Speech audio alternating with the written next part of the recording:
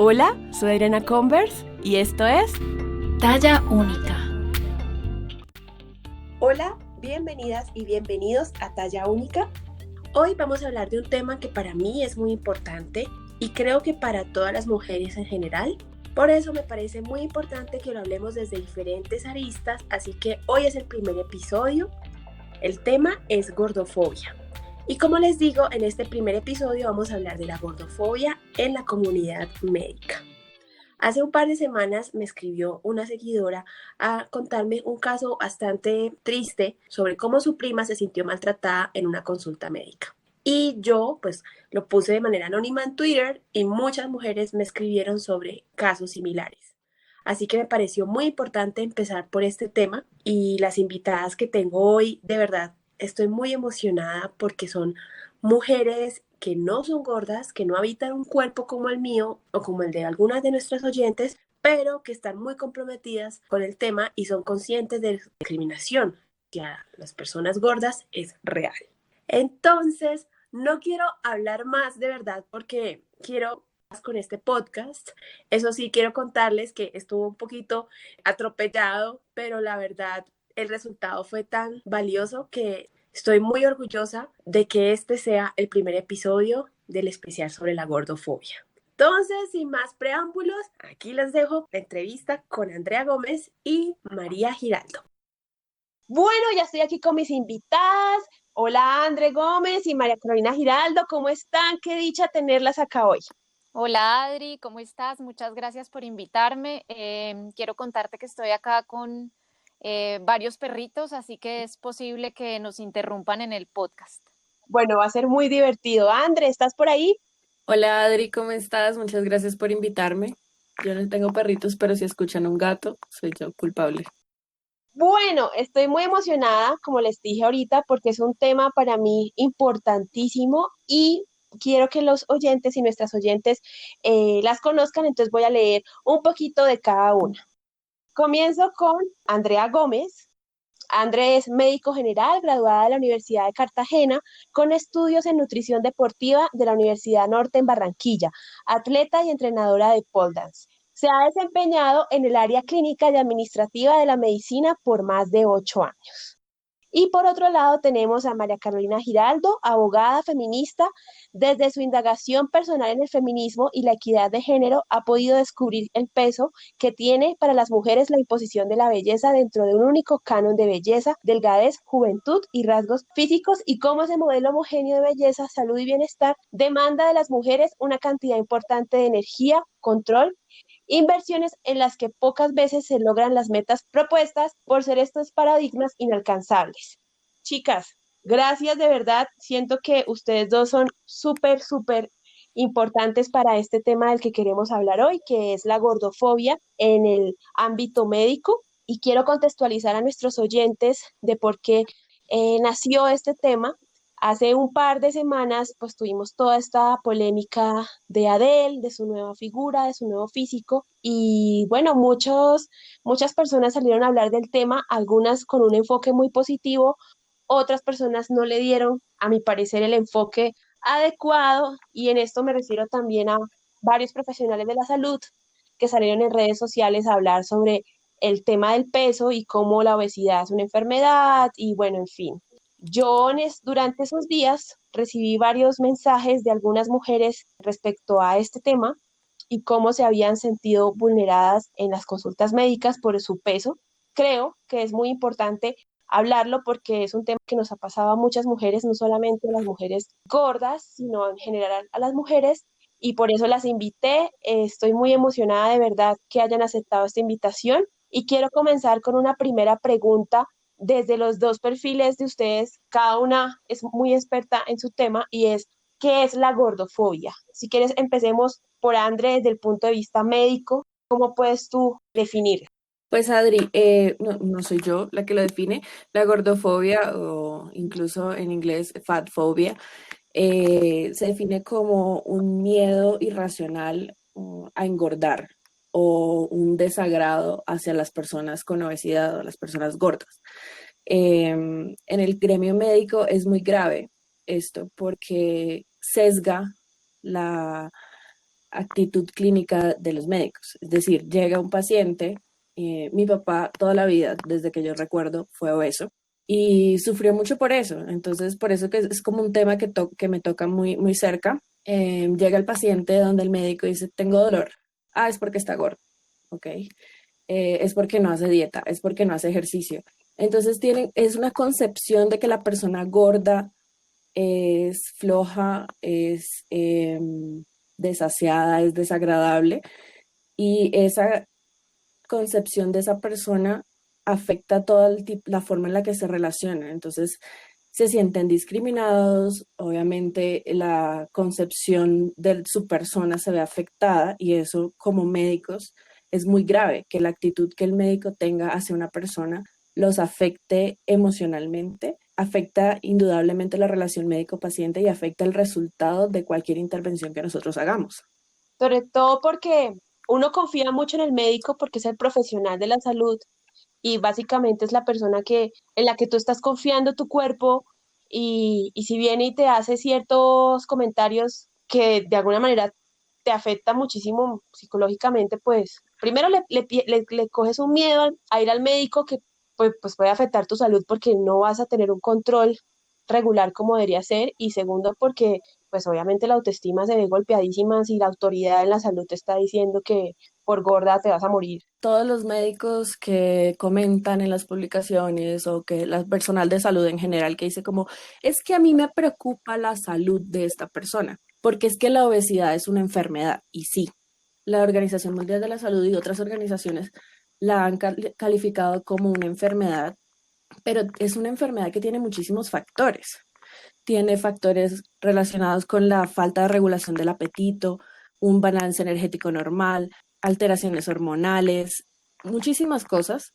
Entonces, yo no puedo decirle a la persona es que por flojo, porque no hace ejercicio o porque come mal y ya, sin tener en cuenta todos los otros aspectos a tratar de esta enfermedad. Entonces, sí, estoy sesgando mi actuar clínico, mi actuar como médico, alterando mi relación médico-paciente, haciendo que mi paciente, uno, se sienta mal y dos, pierda la confianza en mí, porque tengo interiorizado que ser gordo está mal. María, desde el punto de vista social, ¿por qué le tenemos tanto miedo o tanto rechazo a engordar o a las personas gordas? Yo creo que es importante como visibilizar el rechazo en primer lugar, es decir, las personas gordas sufren de discriminación, de exclusión y de rechazo, y eso no está visibilizado. Muchas veces ni siquiera lo visibilizamos, no se sabe, no se conoce.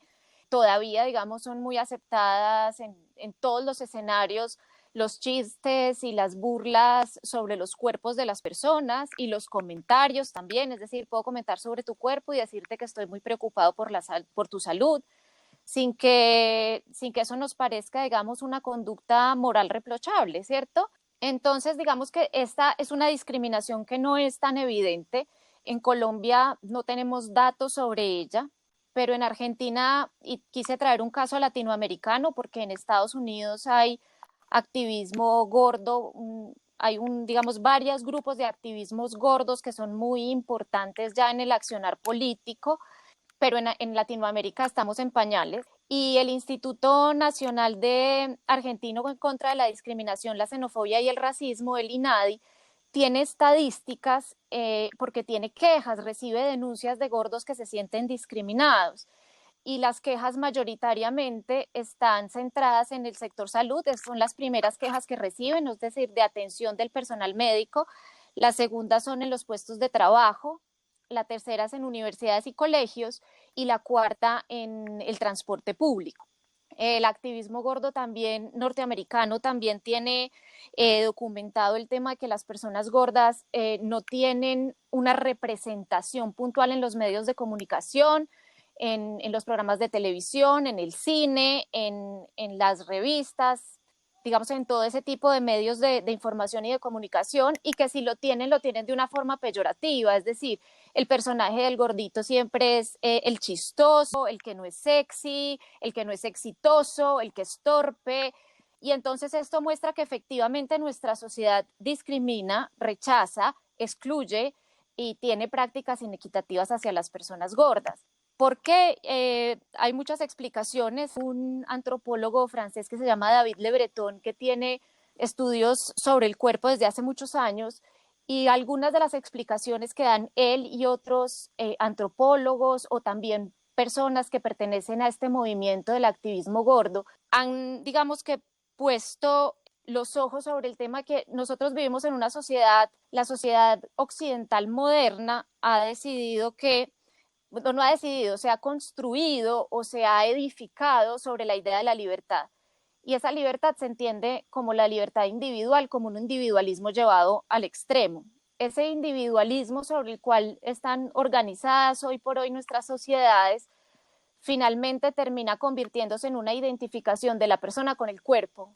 Es decir, yo soy mi cuerpo y yo soy la capacidad que tengo de modificarlo o de ser un actor del mismo, como de ponerme en escena.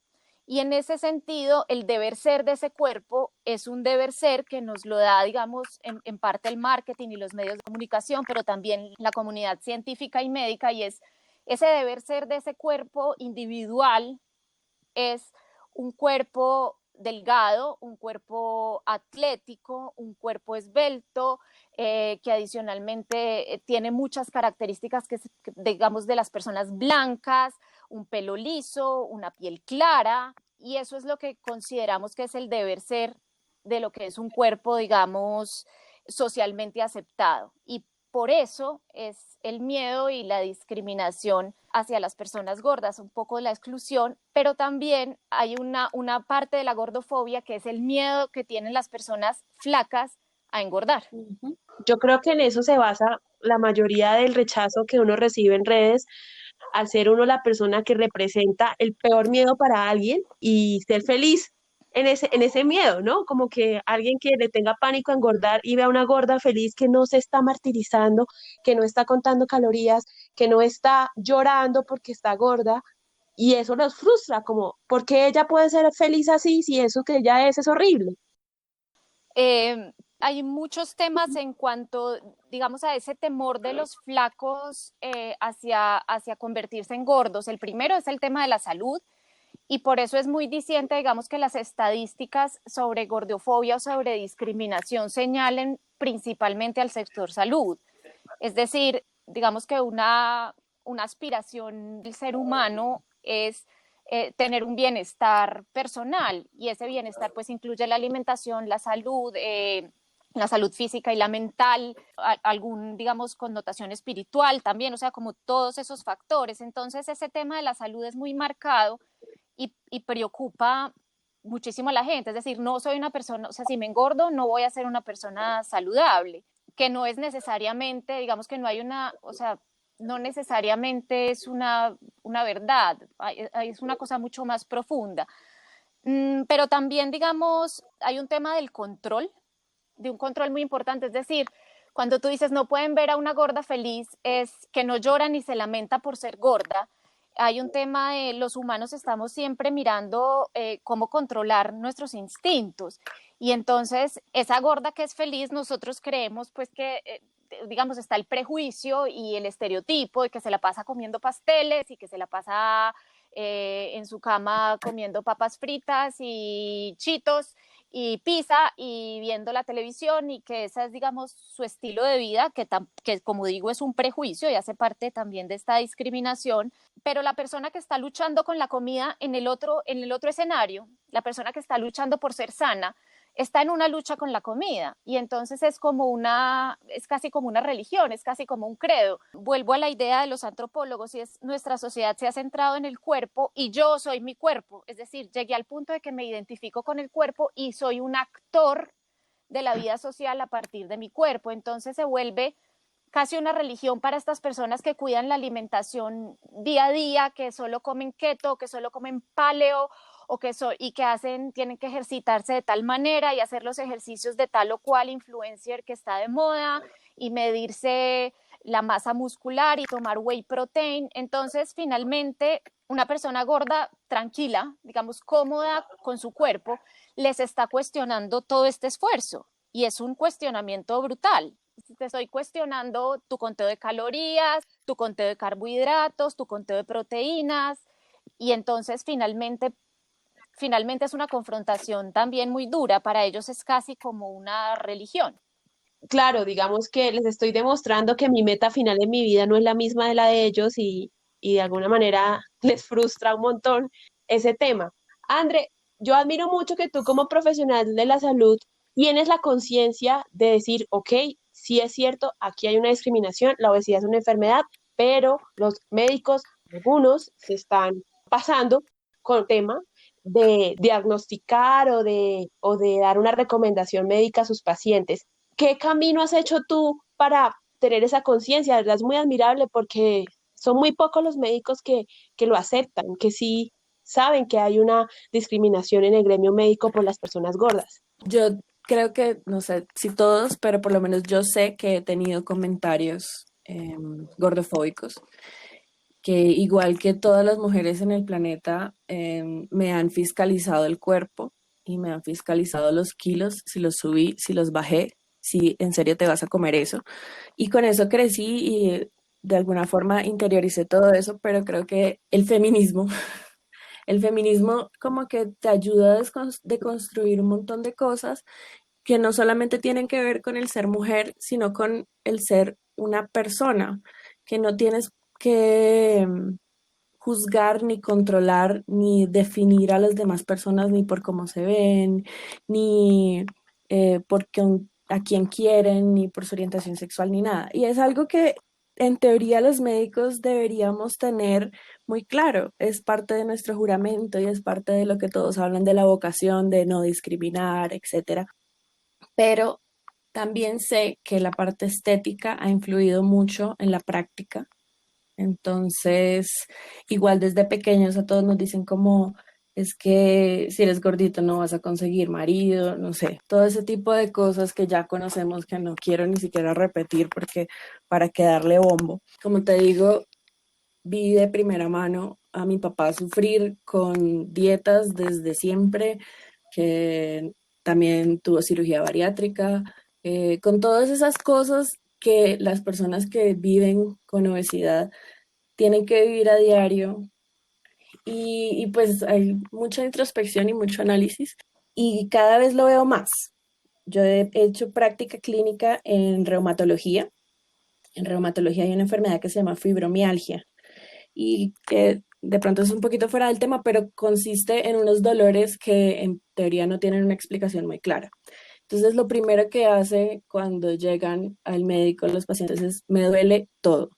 Y la respuesta de los médicos en general siempre es, pues es porque no haces ejercicio, es porque eres sedentario, es que mira, estás subido de peso. Entonces pasamos de una consulta en reumatología, que es de articulaciones y de tejido conectivo, a dar consejos no solicitados para bajar de peso. Y no necesariamente los síntomas de esa persona están relacionados con su peso. Y entonces ahí empecé a escuchar mucho más a mis pacientes, la mayoría mujeres, que todos los médicos siempre les habían dicho lo mismo, es que estás gorda y por eso no se te quita el dolor, es que no haces ejercicio o es que tienes que dejar la flojera o es que estás comiendo mal y por eso sigues gorda. Y una cosa que me parece muy grave y es que siempre hablamos de que la obesidad es una enfermedad como si fuera culpa exclusiva de la persona que la padece, ¿cierto? Entonces, nuevamente, el gordo es Así es. flojo, es indisciplinado, come terrible, como decía María, se la pasa acostado comiendo papas y pizza, viendo televisión y no hace nada más por su vida, y pues es su culpa. Como si la persona que, no sé, tiene cáncer de pulmón, entonces no vamos a decir que es su culpa porque, no sé, respira, ¿verdad? Y la otra cosa es que a pesar, y se han encontrado estudios de que a pesar de que el peso se pierda, algunos factores que hacen que la obesidad sea una enfermedad permanecen, algunos factores genéticos, algunos factores hormonales. Algunas personas engordan con mayor facilidad que otras. El mundo fitness lo conoce como, es que tengo el metabolismo acelerado. Son condiciones genéticas. Entonces, a pesar de que la persona pierda peso, no desaparece. Entonces nosotros no podemos seguir echándole la culpa a la gente, haciéndolo sentir mal, creando una relación poco saludable con la comida desde pequeños. Sí, es mucho más fuerte en las mujeres. Desde pequeñas, que esto voy a pecar comiéndome este postre. Hoy entrené 3 horas y entonces me merezco esta galletita, estas 300 calorías. Es una relación poco sana que nos lleva a desórdenes alimenticios súper graves, tú sabes. Y lo que estamos haciendo como médicos es reforzar eso, en lugar de tratar de que la gente se sienta cómoda con su cuerpo, acepte su peso, su talla, su estatura, todo, y pueda trabajar con eso a comer de una forma en que no estás viviendo en una religión, que todos los días tengo que mirar que no me comí más de 600 calorías, que tengo que entrenar 3 horas porque ayer me comí una pizza, sino simplemente vivir de una forma en que evites más cosas como por ejemplo la diabetes, la hipertensión, todas estas comorbilidades que además de afectar la calidad de vida de una forma importante, pues afectan los sistemas de salud. Por eso creo que hay tanta preocupación con respecto a la obesidad, porque el peso de la población en general en el mundo aumentó drásticamente y eso hizo que aumentaran muchas enfermedades. Entonces todo el mundo hizo como, uy, alerta, ¿qué está pasando? Se nos está enfermando la gente. ¿Por qué? Están comiendo mal, la comida está más procesada, no nos avisan que esto tiene tantas grasas, le echaron azúcar a todo. Pero hay formas de construir, en esta sociedad, hay formas de construir desde la empatía y desde el respeto a la persona y del respeto a la existencia, porque es que a mí lo que me molesta muchísimo de este tema es que ven a una persona existiendo feliz o tranquila, como tú decías, y es como inmediatamente salen, es que a mí me tiene súper preocupada su salud, no es cierto. Estás tratando de controlar la existencia de otra persona. Y eso, el otro día me escribía, a raíz de todo esto, me escribió alguien por Twitter que fue al dermatólogo, es la persona que te revisa la piel, que tenía unas manchas, y empezó a decirle que estaba gordo. Es como ese tipo de cosas, lo que te decía, desvían completamente la atención de otras enfermedades que pueda tener alguien, porque es como todos tus problemas son porque estás gordo. Hablando de lo que dices, André, del peligro de solo fijarse en el peso para hacer un diagnóstico, cuando hice este tweet sobre un caso que me escribió una seguidora, obviamente con su autorización, sobre una pésima experiencia con un médico, muchas mujeres empezaron a escribirme cosas que les han pasado también. Por ejemplo, tengo aquí un caso de alguien que me puso. Cuando fui a pedir la píldora para planificar, el médico me dijo, eso probablemente la suba de peso, yo de usted no tomaría nada. Aquí han venido pacientes llorando porque los maridos la dejaron por engordar. Otra persona me escribió, me acuerdo cuando estaba como de 9 años y me estaba subiendo de peso. Mi mamá me llevó a un chequeo de rutina y el médico me dijo, mamita, hay que cuidar el peso, a los novios no les gustan las gorditas. Hoy, años después, tengo un desorden alimenticio y gastritis que me gané por dietas. Y en fin, hay muchísimos casos que evidencian que esto es una problemática. Creo que la medicina se ha preocupado mucho por indagar los problemas de la obesidad, pero nunca la parte psicológica y social que implica ser gordo, asumiendo yo creo un poco también en que la obesidad es una decisión, yo estoy gorda porque quiero simplemente ya, y no se tienen en cuenta todas estas variables que hemos hablado. ¿Hasta dónde un médico está dando un diagnóstico y pasa la línea a estar siendo gordofóbico? ¿Cómo un paciente puede determinar eso? Yo creo que si tu médico no te escuchó los síntomas y no está hablando de tus síntomas, sino que está hablando de tu peso únicamente, ahí puedes decir que no está siendo ético en su revisión. Incluso haciendo un poco de investigación sobre el índice de masa corporal, que todo el mundo es como, es que tiene el índice de masa corporal por encima de 30, está en obesidad mórbida y ya, todos sus problemas son porque está en obesidad mórbida. El índice de masa corporal es una forma de determinar y como de categorizar a los pacientes de acuerdo a su peso y a su talla, pero este índice de masa corporal no tiene la forma de mirar el porcentaje de grasa, no tiene en cuenta el porcentaje de masa muscular, etcétera. Entonces, si tu nutricionista, tu médico, tu fisioterapeuta, Simplemente coge el índice de masa corporal, ignora el resto de los síntomas y no hace un estudio consciente de tu cuerpo, un examen físico, una revisión completa de tu historial. Una historia clínica médica tiene que ver tus antecedentes, desde cuándo viene el síntoma que estás expresando, qué has tratado de hacer, si no ha funcionado, por ejemplo, el ejercicio, no ha funcionado la dieta, cómo comes, cómo duermes, si no estudia como todas las variables que podrían estar afectando tu peso y simplemente asume que todo es por eso, ahí hay que buscar a otro personal de la salud, alguien que haga una revisión más consciente. O sea, en general, uno sí puede tener un ojo clínico, eso también lo leía muchísimo en los comentarios en redes sociales, que los médicos pueden hacer un diagnóstico mirándote, porque tenemos ojo clínico. El ojo clínico es de sospecha. Yo veo a alguien caminando de cierta forma, con un dolor, y yo puedo decir, la gente que tiene apendicitis camina así, pero yo no puedo decir, vaya, opérelo. Yo tengo que hacer un examen físico, tengo que hacer una historia clínica, tengo que revisar y consultar sus antecedentes, tengo que hacer exámenes de laboratorio.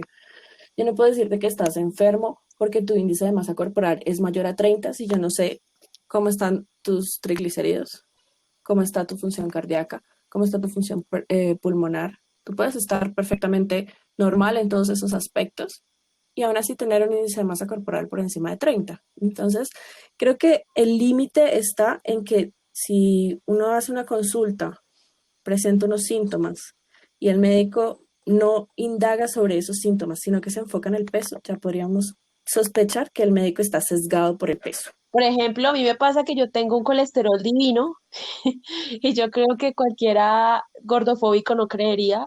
Tengo un colesterol saludable, el colesterol bueno lo tengo muy bien y el colesterol malo lo tengo en los índices normales. Y sin embargo, cuando yo he llevado esos exámenes a los médicos es pero no se atenga, que eso no le va a durar toda la vida. Pero no es como que ya incluso sabiendo que no tengo problemas de colesterol, ya me están diciendo, pero espérese, tranquila, como diciendo, no, igual va a estar enferma. O sea, yo no niego que la obesidad es una enfermedad, pero sí me he sentido atropellada muchas veces por los médicos, también con esas ideas prejuiciosas de que básicamente yo me la paso echada en la cama comiendo chitos como hablábamos ahorita y no es cierto. También tengo otros componentes como el hipotiroidismo que básicamente me dio por una descompensación que tuve a raíz de un proceso para perder peso que me dejó más secuelas que otra cosa. Yo leyendo todos estos casos que me escribieron en Twitter, quería preguntar a María si hay alguna manera que puede hacer un gordo, un paciente, si se siente vulnerado por un médico. ¿Hay algún proceso, hay alguna ayuda, algo donde pueda denunciar? Digamos que, es decir, yo creo que puede poner una queja administrativa, bien sea en la EPS o en la IPS. Digamos, ese sería un procedimiento administrativo. Sin embargo, yo encuentro que el éxito de eso podría ser muy bajo. Y podría ser muy bajo porque en general la comunidad médica y la comunidad científica no está, digamos, consciente del discurso que está sosteniendo aquí Andrea. Entonces, en ese sentido, si ese discurso no se hace mucho más evidente, digamos, como hoy pasa con el racismo o como pasa con el patriarcado o el machismo, que es una cosa que, decir, aunque uno no esté de acuerdo, o que muchas personas no estén de acuerdo con las reclamaciones, es evidente que estas cosas pasan. Como dije al principio, con la gordofobia, la discriminación no es tan clara, no es tan evidente. Y lo que hemos podido ver, digamos, en estos debates de Twitter o en otros escenarios, es que la gente minimiza, ay, es que es un tema de salud, o sea, ¿cómo se te ocurre decirlo si es que estamos hablando es de salud? Entonces, posiblemente ese es digamos, la conciencia general del sector. Entonces, claro que las personas pueden poner digamos, las quejas administrativas, lo cual sería muy positivo porque también ayuda a empezar a generar conciencia, aunque la respuesta no sea positiva, ¿cierto? En ese caso, también podría existir el mecanismo de la tutela, digamos que es la acción legal que concede la protección de los derechos, en este caso el derecho a la igualdad, el derecho a la equidad, a que me traten igual que a una persona flaca o que me traten igual que a cualquier otro enfermo, como lo decía ahora Andrea. Sin embargo, nos vamos a encontrar con la misma barrera del juez constitucional. El juez va a decir, es decir, si uno, digamos, lleva un caso como estos al juez, el médico va a decir es que es una persona obesa y la OMS ha dicho que la obesidad es una enfermedad y ta. Entonces, posiblemente el juez no tenga capacidad para tomar una decisión que soporte esto. Digamos que los movimientos feministas y también los movimientos de otros grupos étnicos y todos estos movimientos que a través de acciones legales o acciones administrativas, incluso acciones simbólicas políticas, han reivindicado sus derechos, han empezado, digamos, a hacerlo poco a poco, y con información, informando a la comunidad sobre su situación, porque en principio eran situaciones invisibles o eran permitidas, como el racismo y la esclavitud, ¿cierto? O también como la discriminación hacia la mujer. Entonces sí hay que hacer un trabajo político más de fondo que puede empezar por hacer estas denuncias, ¿cierto? Puede empezar por empezar a hacer estas denuncias y que la gente diga, ve,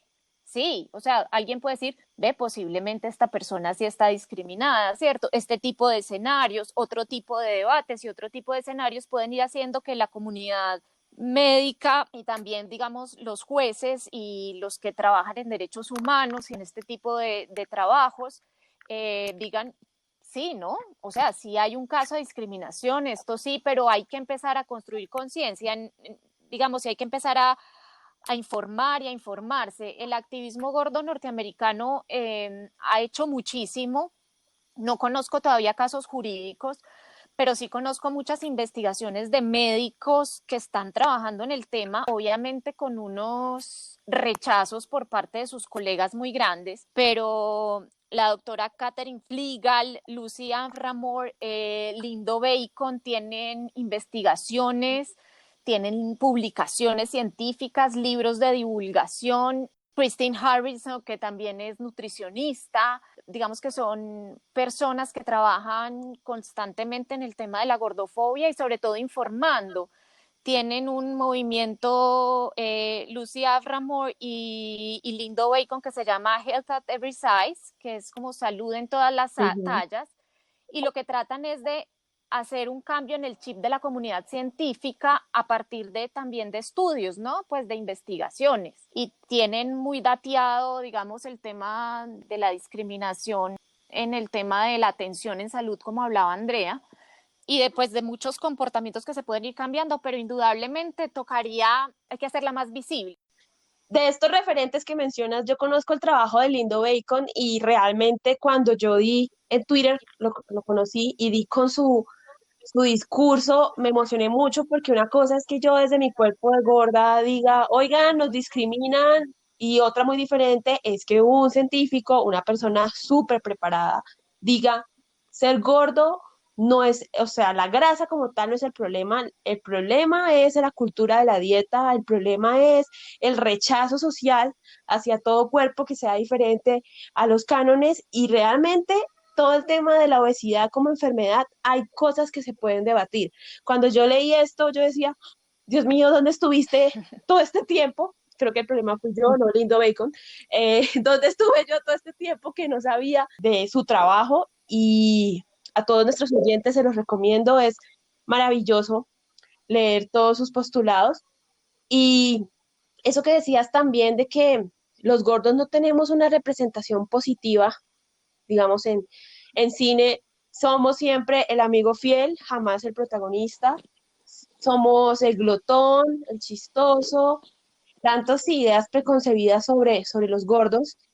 Y por eso es tan importante figuras como Elizabeth McCarthy, Rebel Wilson, que son mujeres gordas, pero también son mujeres muy talentosas y que ocupan espacios muy positivos en Hollywood. Y eso es muy importante para nosotros para sentirnos representados. Hablando también de lo que dices, María, que dentro del gremio médico debe ser muy condenado un poco todos aquellos que piensen diferente. Ahorita quiero preguntarle eso a André. En mi caso personal, mi esposo es médico y mi esposo es obeso y él me lo ha dicho. Yo he visto que hay una hipocresía muy grande, tanto para diagnosticar como colegas que me dice él que tienen pésimos estilos de vida, que son fumadores, que son alcohólicos, pero como son delgados, no son juzgados de la misma manera como él, que es gordito, y digo gordito, yo sé que uno debe decir como Diminutivo. diminutivo, es de amor, gordito mío, pero el que es gordo, que es obeso, sí ha sentido un poco ese rechazo de parte de sus colegas, en fin, como comentarios negativos. André, ¿alguna vez te has enfrentado con algún otro profesional o has sentido que te juzgan a ti por pensar más en global? Eso me pasó, pero con la violencia obstétrica. Con respecto a esto, afortunadamente no he encontrado como en mi práctica con mis colegas más cercanos. Siempre he tenido la oportunidad de trabajar con personas muy chéveres, mujeres maravillosas en su mayoría. Entonces, no, sí lo he visto en la clínica en la que trabajaba antes, pero no he estado involucrada. O sea, como llegaban las pacientes después a mi consultorio y es que el médico talcito del turno anterior, es que no sé qué, entonces, pues las personas que trabajaban conmigo, que ya me conocen, me lidiaban como la frustración y la rabia y tratábamos como de reparar los daños con los pacientes, pero no he encontrado, pues en redes sociales he visto gente con la que estudié haciendo ese tipo de cosas y sí hemos chocado, pero no en la parte del trabajo. Cuando Ok, estuvimos hablando en redes sociales del tema, recibí muchos mensajes de médicos no positivos. Es que estás normalizando, entonces estás negando que la obesidad es una enfermedad. Yo en ninguna parte en mis tweets dije que que la obesidad no fuera enfermedad ni que fuera factor de riesgo para otras enfermedades. Yo nunca dije eso, pero siempre dije que hay que tratar a las personas como humanos y no el gordo o la gorda. ¿Sí? Así como no decimos como, el de la varicela o, el de la psoriasis, ¿sí? Son enfermedades crónicas también, son enfermedades que tienen componentes genéticos, componentes multifactoriales.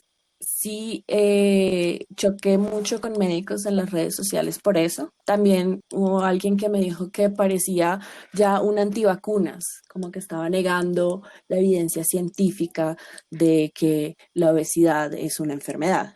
Entonces, lo que yo siempre les digo es que desde la práctica clínica uno tiene que tratar a las personas de forma ética, empática y con amor. Uno no puede tratar a las personas como si fueran una enfermedad y esto no lo dicen a nosotros desde el primer día del primer semestre. Pero a la gente se le va olvidando y hay un problema muy grande de ego en la comunidad científica. A la gente se le olvida que uno trata a personas, a humanos y no trata enfermedades, ¿cierto? Y tiene que mirar todos los factores alrededor de eso. Y un factor que muchísimas veces se olvida es el factor emocional y el factor de salud mental. Entonces la gente cree que las palabras y la forma en cómo se expresan y cómo tratan y cómo miran y cómo incluso cuando examinan a los pacientes, la gente sabe cuándo la están tratando bien, con cariño o con empatía o con ética, y cuándo la están tratando de una forma a la fuerza o sí, aunque no digas nada, aunque tengas poker face y solamente estés ahí siendo un robot, la gente sabe y lo siente. Y eso es algo que, como decía al principio, afecta la calidad de la relación que tenemos con nuestros pacientes y afecta el resultado de cualquier cosa que nosotros hagamos. Si yo hablo con una paciente de forma no necesariamente cariñosa, o sea, yo no tengo que ser mi amorcito, cariño, nene, bebé, no, o sea, de una forma respetuosa, respetando la relación que tenemos, pero una forma, voy a decir, empática, sí, y le digo, mira, sí, lo que pasa es que el peso no es el ideal y está causando esto y esto y esto, y tenemos que manejarlo, y lo vamos a manejar así, y no quiero que te estreses, y no quiero, vamos a hacerlo en conjunto y vamos a mirarlo de todos los aspectos posibles, va a tener un muy buen resultado que si yo le digo, ¿sabe qué, señora? Es que usted le da las rodillas porque está gorda. Eso le pasa por no hacer ejercicio. Entonces, la próxima vez que esa paciente, si es que vuelve, porque muchas veces, desafortunadamente, los pacientes no tienen la opción de elegir quién los trata, pues ella no me va a decir qué tiene. No me va a decir si le duele. No, sí, ya estoy bien. O no va a volver y ya. Sería muy valioso que los médicos que escuchen esto, el personal de salud, porque con nutricionistas y fisioterapeutas también pasa un montón, evalúan la forma en que le hablan a sus pacientes, podrían, ya que están tan preocupados por la salud, mejorar la salud de la gente, la calidad de vida. Y otra cosa es que uno no tiene por qué ir en la calle, en las redes sociales, diciéndole a la gente como, oye, estás enfermo, solo porque eres médico o porque estudiaste 5 años una carrera de ciencias de la salud. Si no te están preguntando, no, ¿por qué? ¿Qué necesidad de ir donde alguien como, oye, tienes dermatitis seborreica? tienes caspa. Ni me di cuenta porque te vi en el... No, nadie me está preguntando, esa persona no está en consulta conmigo. Mi responsabilidad es con el paciente que viene donde mí por una enfermedad, por un síntoma, por alguna alteración en su salud. No con la gente que existe en redes sociales o que existe en la calle tranquilamente. Eso que dices es muy valioso, más si no ha sido pedido. Una cosa es cuando yo voy a una consulta, quiero que me den un diagnóstico, y otra cosa es que yo estoy en internet y alguien viene y me dice, estás gorda, deberías cuidar tu salud. O a mí, ustedes no saben las veces que me han escrito cirujanos bariátricos ignorando por completo mi historia clínica, porque yo ya me hice una cirugía bariátrica hace unos años, a ofrecerme sus servicios como cirujanos bariátricos, vendiéndome la cirugía como un camino milagroso de rosas donde no hay que hacer esfuerzo más, sino operarse y ya.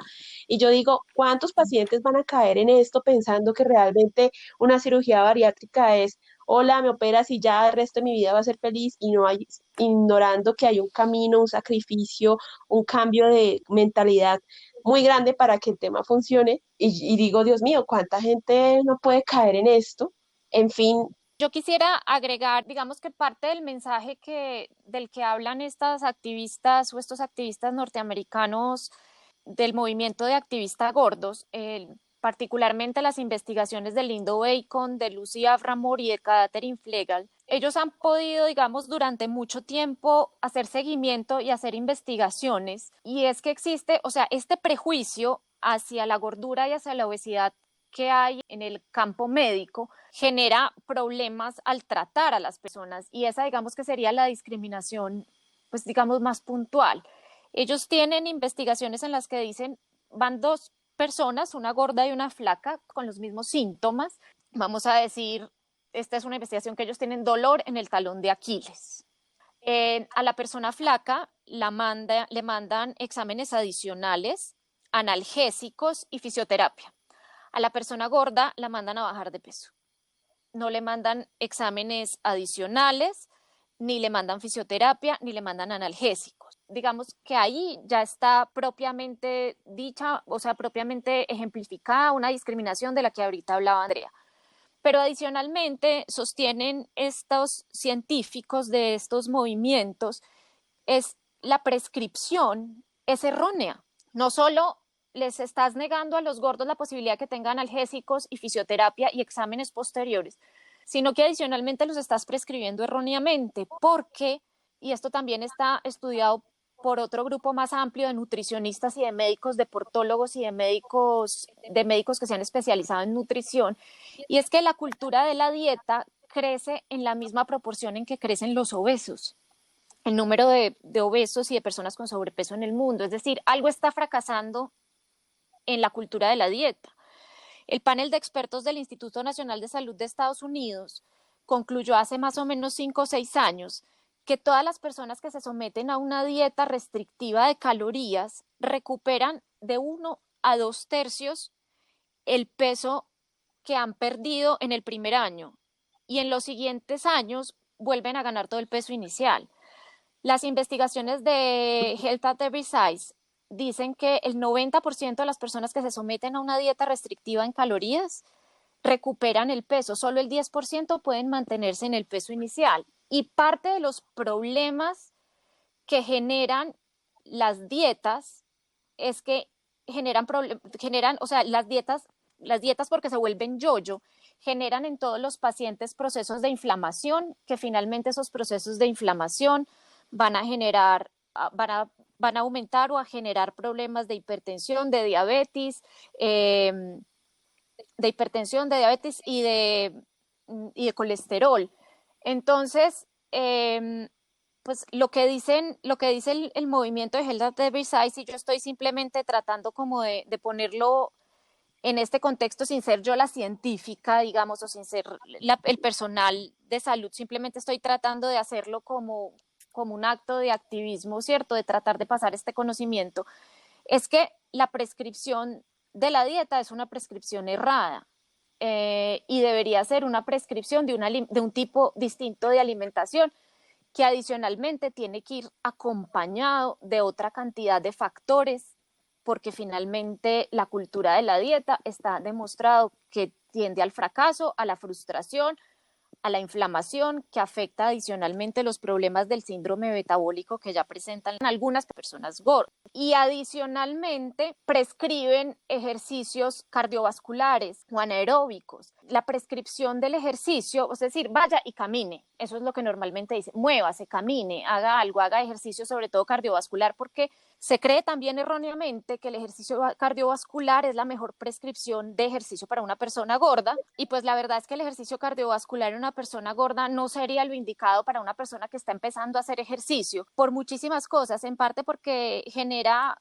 cortisol, que genera estrés, y entonces volvemos al mismo problema de la hipertensión, la diabetes, el colesterol, aumentar el síndrome metabólico.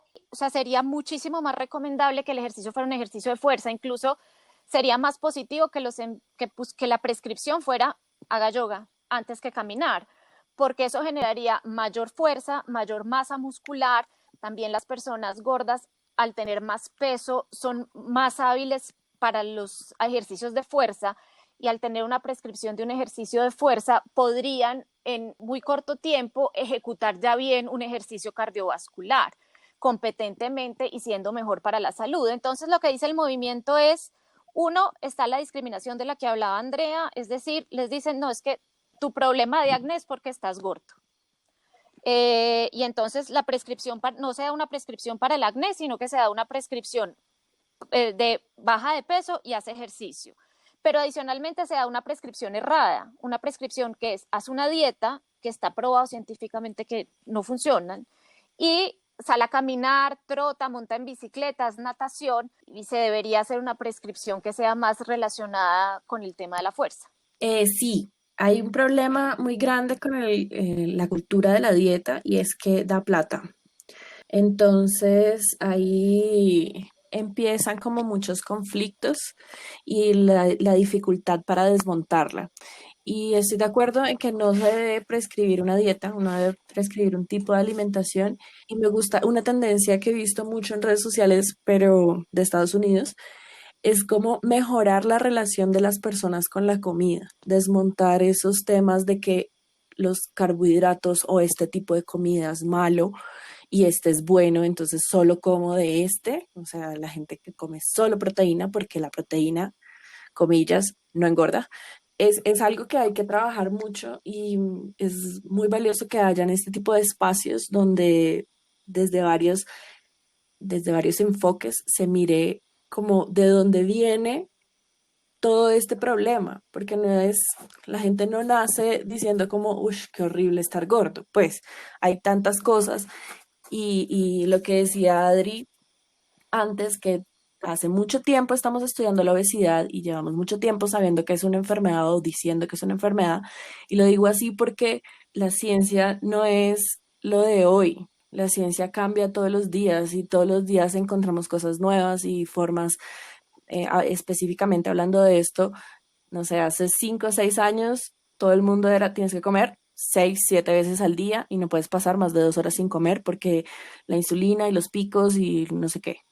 El cuerpo se pone en modo reserva de energía. Y ahora estamos descubriendo otras formas de comer y la forma de comer que no debe ser una dieta, sino que debe ser adaptada a la persona. Y nuevamente, y no puedo dejar de ser más y más enfática en esto, el personal de la salud tiene que volver a ese chip de cuando el primer día del primer semestre, cuando nos dijeron que atendemos personas y no enfermedades, y que cada persona tiene un círculo social, tiene una forma de relacionarse con el mundo distinta, y por eso nuestra medicina no puede ser, tome esta hoja con esta dieta genérica y vengan un mes a decirme que no funciona para que yo le pueda decir que es culpa suya porque no siguió exactamente todas las reglas de esta dieta insostenible de un huevo duro todos los días que nadie se aguanta. Y esa es una pelea que yo tengo con los nutricionistas todo el tiempo, porque decirle a la gente que no puede comer, no puedes comer pan, no puedes comer azúcares, no puedes comer grasas, no puedes comer fritos, no puedes comer asado, sino horneado o hervido. Entonces la gente sale de la consulta y me dice, pues no puedo comer nada. No me dijeron que sí puedo hacer. ¿Cómo voy a mejorarme? Solamente me dijeron todas las cosas que estoy haciendo mal y todo lo que no puedo hacer. Entonces, lo que dijo María es súper importante para que no solamente personal de la salud, sino que las personas que trabajan en gimnasios, que tienen como esta vida fitness incorporada, que sepan que lo que están haciendo hoy, que está respaldado científicamente, puede cambiar, puede que no sea estrictamente verdad, pueden haber cosas que todavía no sabemos, puede ser que lo que funciona para una persona no funciona para la otra y que hay que dejar de juzgar y de imponer los conceptos que nosotros creemos como verdad en las demás personas. Todo lo que hemos conversado hoy ha sido tan valioso y me encantaría hacer como un pequeño resumen a nuestros oyentes de lo que queremos dejarles hoy para que ellos se queden con eso. Y uno es, nadie está negando que la obesidad es una enfermedad, pero también lo que estamos queriendo es denunciar que hay una problemática de discriminación, empezando por la médica, que hace que de alguna manera se validen todas las discriminaciones fuera de este ámbito y que nos está afectando a nosotros los pacientes. Y que vemos también que no es el camino porque igual siguen creciendo los casos de obesidad en el mundo. Entonces el rechazo y la discriminación no son el camino para tener una población cada vez más saludable. Lo segundo, también me gustaría que nuestros oyentes, ojalá nos estén escuchando muchos médicos, yo me quiero quedar con esa frase que dijiste, André, sobre ustedes no están atendiendo enfermedades, están atendiendo personas, hay que ser empáticos. El ser empáticos no va a disminuir su calidad como médico ni su diagnóstico, va al contrario crear un vínculo y una conexión con su paciente, que es importante que exista. También lo que dice María, tenemos que replantear un montón cómo se están diagnosticando o formulando a los pacientes los tratamientos, invitarlos a cuestionar un poco ese tema. Hay grandes referentes que los mencionamos aquí y que aunque ahorita no hay un proceso establecido de denuncia cuando uno se sienta maltratado, sí comenzar a visibilizar estos comportamientos hace que pueda más adelante haber grandes cambios en lo que es la gordofobia. Quiero agradecerles inmensamente y también preguntarles a ustedes en dónde nuestros oyentes pueden escribirles si tienen algunas dudas, nos pueden decir sus redes sociales, a dónde pueden conectar con ustedes. Yo tengo una cuenta en Instagram que se llama Greca Caldense y ahí tengo un Ujú. hashtag que se llama Las Formas de la Belleza, que me parece muy importante como plataforma para empezar a mirar unas bellezas o la belleza de una forma que no sea la hegemónica, sino múltiples formas de belleza y en las que las gordas son muchas veces las protagonistas, pero también mujeres racializadas y mujeres mutiladas y mujeres adultas y mujeres con canas y con crespos. Entonces, pues los invito a que me sigan ahí porque me parece que es fundamental cambiar el chip de la imagen, como lo hablamos, cómo están representadas las distintas formas de la belleza en este caso. Y también me pueden encontrar en Twitter como Greca Caldensi. Hablo de este tipo de temas y hago estas reflexiones, es en Twitter. Ahí me pueden encontrar como Bessie GM, Bessie con B pequeña, G de Gómez y M de Mejía. Instagram aparezco igual, pero en Instagram soy un poco más light, no toco tanto estos temas, pues creo que no es la plataforma que me queda tan fácil. Si tienen preguntas o dudas, yo siempre respondo las menciones y los mensajes directos que me hacen, entonces pues ahí me pueden encontrar, me pueden preguntar, si necesitan ayuda con algo en específico, con todo el cariño. Y Adri, muchísimas gracias por esta invitación. Me parece extremadamente valioso que se den estos espacios y con gente tan tesa como María, estoy como starstruck. Me parece que eres una dura y pues muchas gracias por la invitación. Ambas son unas tesas. Yo cuando quise hacer este tema, de hecho es como es el primer episodio, un especial sobre la gordofobia. Yo dije, yo quiero hablar con personas que realmente sepan del tema y lo que yo más valoro y admiro de ustedes dos es esa capacidad de empatía tan grande que tienen, además porque ninguna de las dos habita un cuerpo como este y ver que hay personas que se están preocupando por el rechazo y la discriminación que sufrimos los gordos que no habitan este cuerpo, de verdad es muy esperanzador y quiero darles las gracias a las dos. Igual a nuestros oyentes, yo siempre pongo las cuentas, las arrobas de mis invitados para que los sigan y de verdad me emociona muchísimo.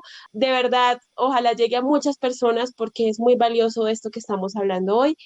Gracias, Adri. Bueno, esta fue la conversación tan valiosa que tuvimos con Andrea y con María. Espero que les haya gustado, se hayan informado y para las personas que no son pues gordas, también puedan entender esta problemática desde otras miradas. Es muy importante que hablemos de este tema, como lo decíamos en el podcast, pues en la entrevista. Es muy importante que hablemos de este tema, como lo decíamos en el podcast. Hay que visibilizar esta discriminación, hay que hablar de estos temas y bueno, muchísimas gracias. También quiero darle las gracias por las respuestas y los mensajes que hemos recibido en Instagram sobre todos los capítulos, en especial el capítulo sobre erotismo. Les encantó y estamos muy felices de que así sea. Y quiero recordarles también que Talla Única está en Instagram como Somos Talla Única. Allá nos pueden dejar todos sus mensajes, todas las ideas, sugerencias que nosotros felices. Angie Ramírez de Popayán nos envía el siguiente mensaje. Hola Adri, buen día para ti y para todas y todos tus oyentes en Somos Talla Única. Me alegra muchísimo poder saludarte por aquí porque como una de las seguidoras del proyecto Fat Pandora, pues es genial ahora encontrar todos tus contenidos en el formato de podcast, que para mí es uno de mis formatos preferidos. Entonces te felicito por ese trabajo tan genial, por los invitados tan brillantes que has tenido, por los temas que has tratado y con los que pues nos has hecho compañía en estos tiempos un poco raros y difíciles. Tatiana Gómez de Tuluá nos envía el siguiente mensaje.